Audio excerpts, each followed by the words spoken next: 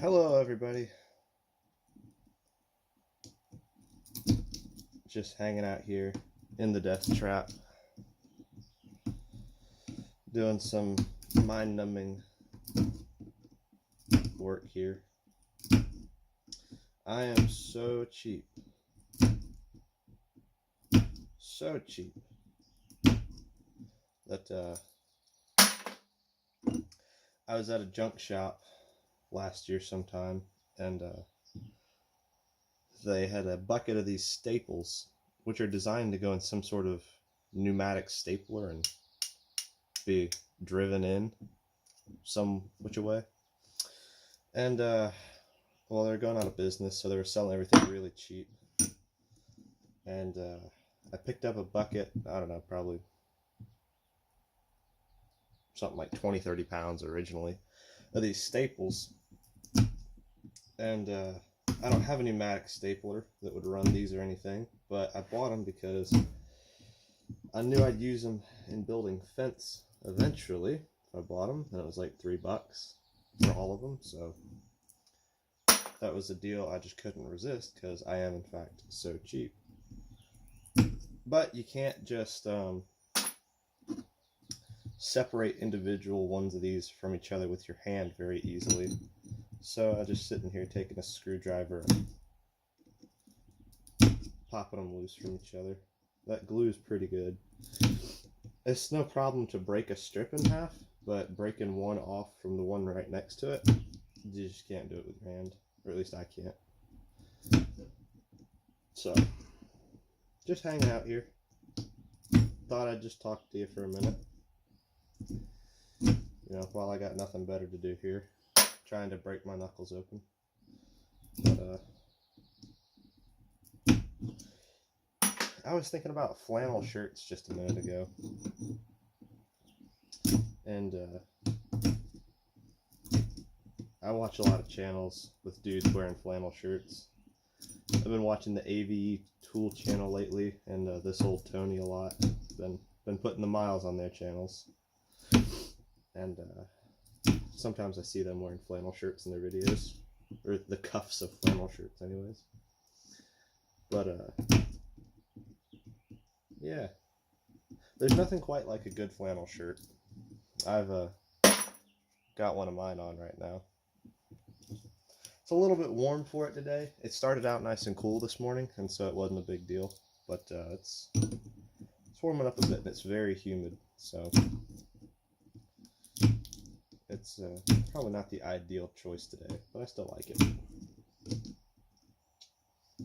But like I said, there's just nothing quite like a good flannel shirt. There's just something special about it. The warmth and the coziness that it can provide you, the softness, the rather dapper style. There's just something to it.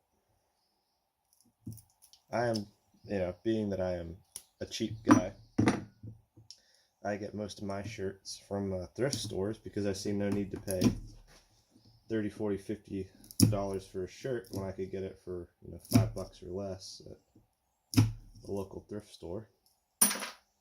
In what is to me essentially new condition. Very lightly used clothing. And you gotta be careful doing that because, you'll think you got a great deal and get it home only to discover that there's a hole in the armpit if you didn't pay attention. But I guess it's just part of that thrifty mentality. I just can't wrap my mind around spending $50 on a new shirt when I could get one that's been worn a few times for like $5. The only clothes I really buy new, well, of course I buy socks and underwear new because I have standards. But aside from that, occasionally I'll buy a hat new. Pretty much all my hats are new. Well, about 50% of my hats are new. Like this cowboy hat, for instance. I bought that new.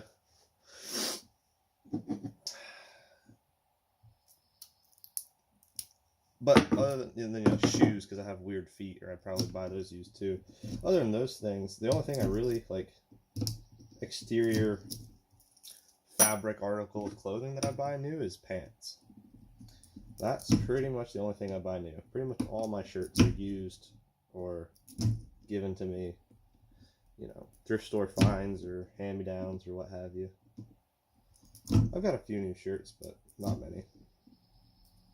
And usually they're bought for me as gifts because people know that I don't spend money on clothing. But I have to buy jeans, particularly jeans. I can get like used khakis and hem them, but I have to pretty much buy jeans new because I have very short legs in relation to my height.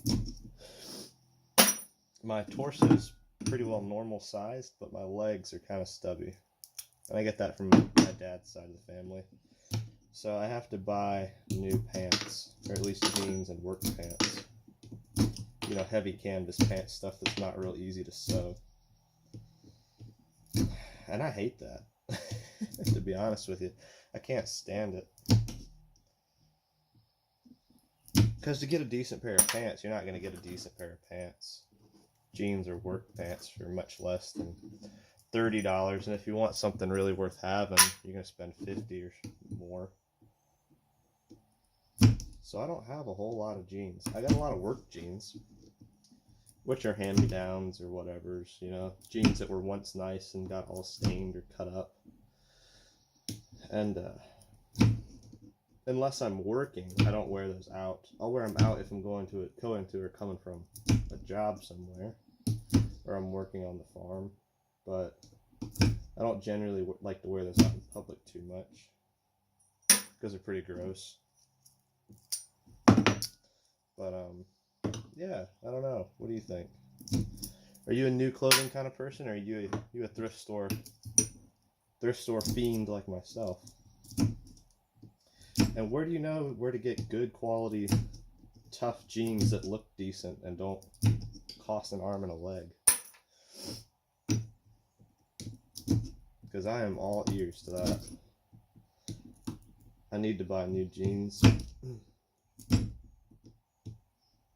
I don't want to, but I need to. I need to buy new boots too. What do you think about boots? I've had slip-on boots and I've had lace-up boots. I've had tall boots. I've had short boots. And what I have found, for me personally, I'm trying to stab myself there. Did you see that? What I found that does the trick for me personally, or what I prefer, is a mid-height to a tall, oops, sorry about that, big old hat in the way, a mid-size to tall lace-up boot is what I prefer, because the convenience of a slip-on boot is great, and I love that. I love that if I'm just running out to do something, or I'm not going to be out. I don't plan on being gone out wearing them a whole long time. But I tell you what, it drives me insane. My feet slopping around inside a pair of boots. I don't like that. So I prefer lace-up boots, so I can really cinch them down, and I don't have that problem. I always feel like I'm going to twist my ankle wearing slip-on boots, and I feel like lace-up boots just give a little bit more support. They're a little safer, especially on the uneven, rocky, stump-filled route, taken over, viney situations that I find myself in. Like, I prefer it. Now, for welding, slip-on boots are generally better because you don't have laces to burn off with slag and stuff, so that's kind of unfortunate. But I'm willing to spend a little extra money on leather laces and not compromise on that too much, because that's how much I dislike my feet sloshing around in boots. I've been looking at Nick's boots, and they make some really nice stuff, it looks like. Or what was the other? I think Nick's was the first choice of mine, but then there was something else. There was a couple other brands and people that make custom boots that I kind of looked into. But Nick's, it seems like the best route from what I've seen, I think. Of course, you know, found them through Wrangler Star. I mean, who hasn't? But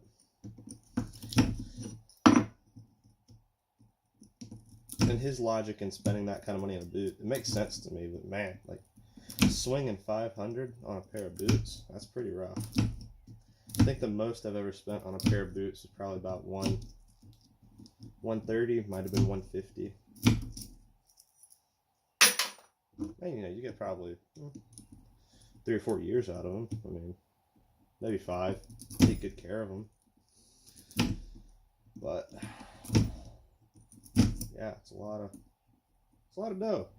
A lot of dough, at least to me. $500 is a lot of dough. So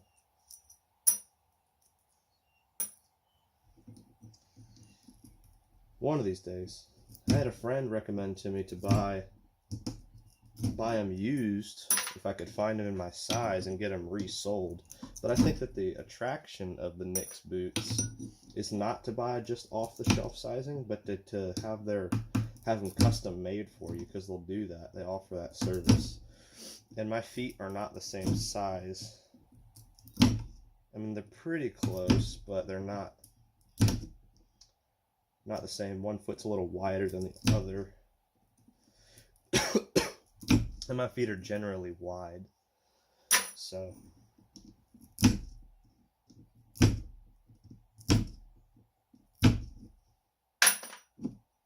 what kind of boots do you prefer? And why? What style, what brand? Let me know. I'm curious. Open to new ideas here. This is just my blatherings about what I think. What I found that works for me.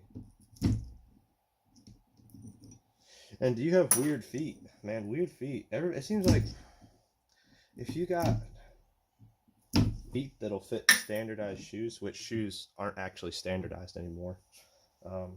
One brand's 11 is not another brand's 11. One brand's wide is not another brand's wide anymore. They become disstandardized so that they can increase brand loyalty, so that once you find something that works, you'll stick with it.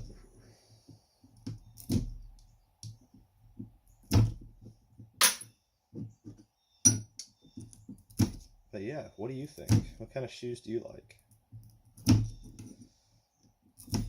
I'm gonna have to get a pair of steel toe boots here before long, and I'm not really looking forward to that.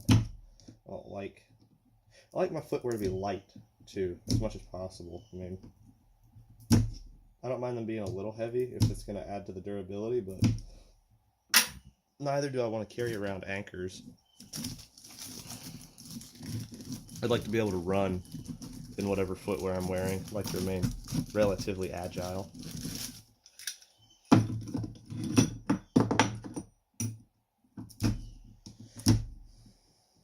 I guess that's a lot to ask.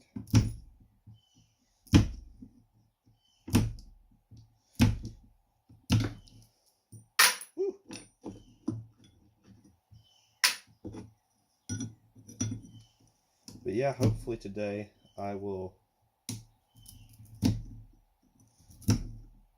get some pigs moved and finish some fencing. And if I have a math project due. It's my last semester of school. And I got a stupid math project. I got to give a presentation in math class. And I think that's the most ridiculous thing ever. Like, this is math, not public speaking. But whatever. I gotta do it. It's worth like 20% of the grade for the class. I mean, I could just straight up not do it and pass, but that's just not my style. Freaking perfectionist about some things. Grades in particular, I tend to get bent out of shape about them. If I don't get a good grade, if it ain't an A or at least a high B,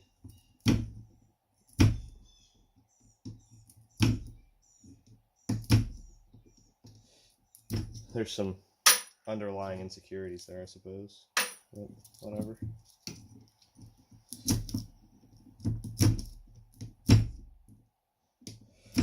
So hopefully I'll get that done. And if I get all that done in time, got some emails to send and some other boring stuff.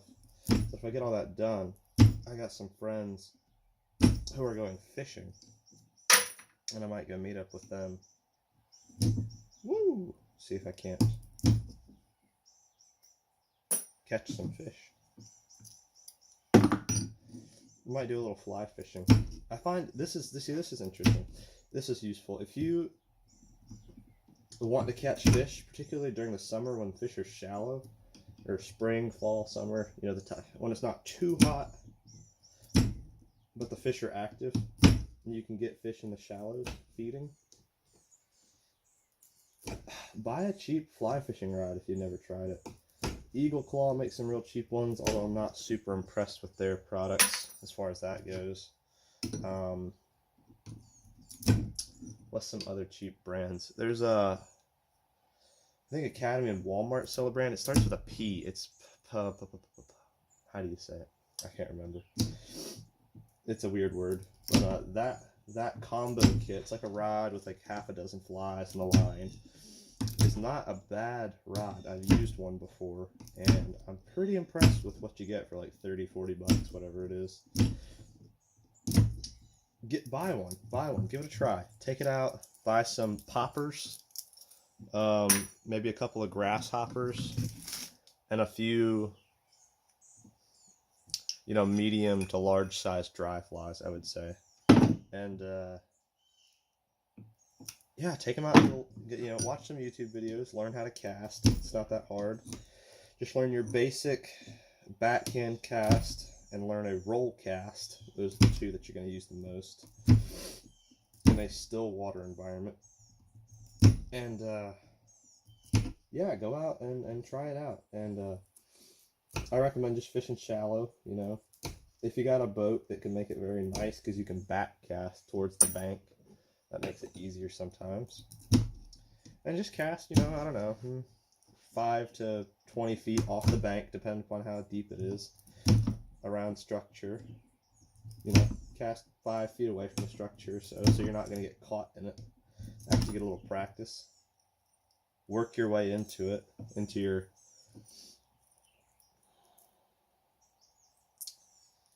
being able to do that, and I think you'll have good success. It's the typically stillwater fish, panfish, bass, crappie, they're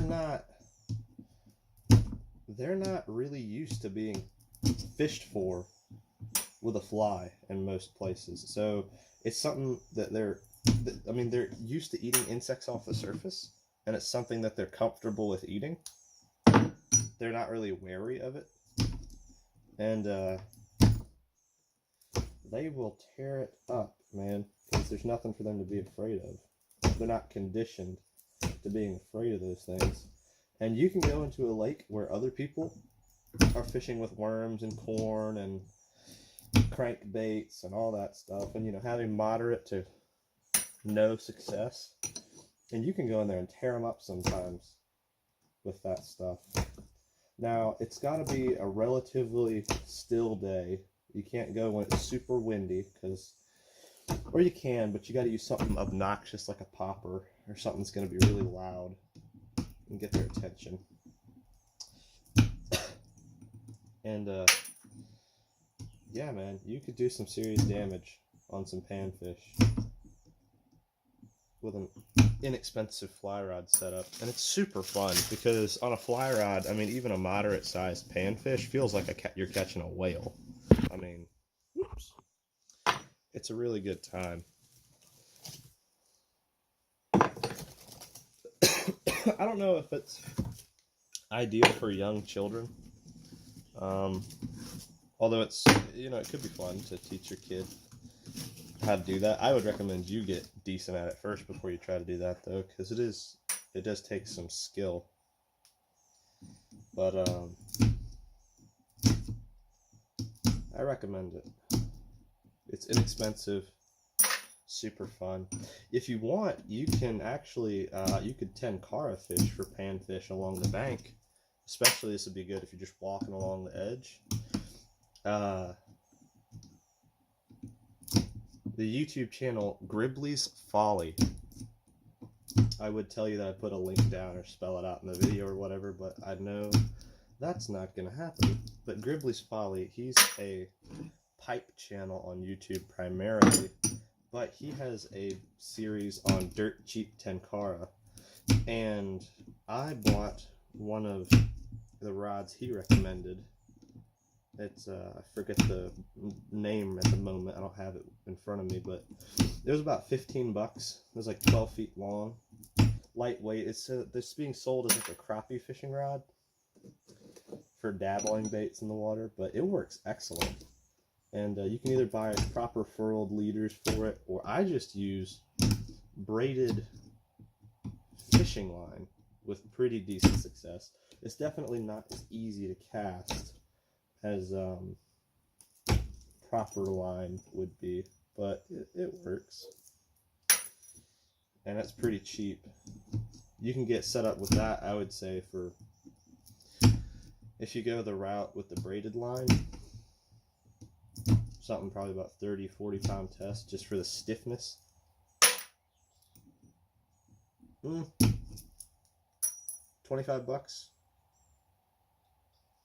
maybe $30. You could be good to go if you're really keeping it thrifty.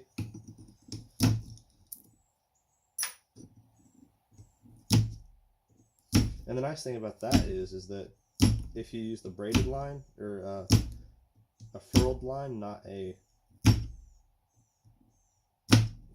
whatever synthetic fly line is made out of, you can keep it in your car or in your truck, and you don't have to worry about the heat and the heat primarily eating up the fishing line, which is nice. So you can just fish whenever you want to. That's what I do.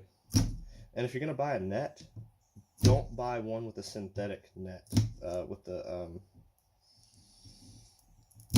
plasticky net material, because if you're gonna keep that in your car, that stuff doesn't last. It'll fall apart in a hurry. Found that out because I left my net in the truck and it's kaput. Well, that is all the staples I'm going to separate for now. I've got quite a lot of them. And yeah, so I'm going to go build some fence now. Hope you guys have a great day. Thanks for hanging out with me. This was much ado about nothing, and I hope that you enjoyed it. I hope you enjoyed hanging out doing nothing. Have a great day, everybody.